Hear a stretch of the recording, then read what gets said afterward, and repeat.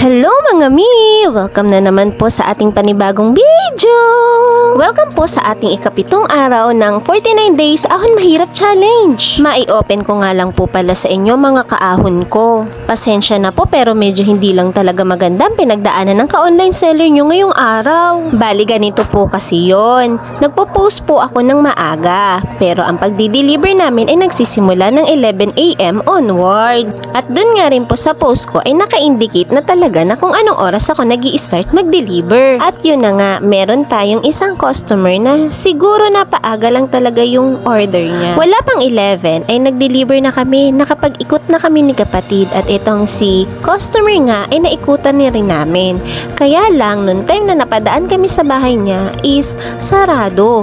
Nangatok na kami, nakailang tawag na itong si kapatid ko. Pero wala pa rin talagang nalabas. Kaya naman sabi ko sa kanya ay umuwi na muna tayo dahil marami pa kaming i-deliver. At sa pangalawang ikot nga namin ay dinaanin ulit namin siya. Kaya lang wala pa rin talaga. Kaya naman sabi ko ay kailangan na sigurong i-PM itong si customer para malaman niya na nag-iikot na nga kami at nakailang balik na kami sa bahay nila. Kaya lang nung ipi-PM na siya, ang nakalagay ay this user is unavailable. Naiisip niyo ba ang naiisip ko mga ka-online seller kung bakit ganun ang lumabas? Marahil ay alam na ng iba sa inyo. At since hindi na tayo makakapag-PM sa kanya, nag-comment na din lang ako doon sa pinag-commentan niya. Sabi ko nga, pa-PM na lang po if pwede nang i-deliver. Hala, ang sagot ba naman sa akin? Wag na, ang bagal niyong mag-deliver. Ouch, nasaktan talaga ako doon. Kung kayo po ba ang nasa lagay ko, anong mararamdaman niyo? Ang sa akin lang naman po sana ay mag-i-inform siya kung hindi niya nakukunin yon. Kung sakali mang na-late kami, sorry na po.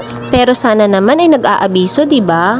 Oo, aaminin ko po na sa tinagal-tagal na pagtitinda po namin ay may mga pagkakamali din naman po kami. At hanggat maaari sana ay hindi na maulit pa yun. Kaya lang syempre, hindi mo naman alam ang sitwasyon. Sa akin lang naman ay sana meron tayong konting pangunawa. Hindi ko naman po linalahat dahil kung tutuusin, mas marami pa po talaga ang mababait na customer dito, lalo na sa amin. So, ayun na nga mga kaahon ko. Sa mga ganun sitwasyon, sabi nga nila, customers is always right. Ano pong masasabi nyo? Kaya naman napakalaking pasasalamat ko sa mga taong nakapaligid sa akin. Ang asawa ko, kapatid ko, mama ko at ang mga kapitbahay ko. Pero syempre, ang mga ka-online seller ko. Sobrang thank you po sa inyo dahil may napaghihingahan ako. Aminin man natin sa hindi, malaki o maliit man na negosyo yan, nangyayari at nangyayari talaga mga ganyan sitwasyon. Tama po ba? Kaya para sa atin mga kaahon ko, piliin pa rin natin ang mas maging mapagkumbaba. Magsumikap at tiyaga lang tayo mga mi para sa pamilya natin. Pasasaampat makakaahon din tayo sa hirap. So, paano ba yan mga mi at mga kaahon ko? See you sa next video natin ha. Basta don't forget to follow, like, share, and subscribe. Maraming salamat sa panonood at pakikinig sa akin mga kaahon ko. See you next time. Bye-bye!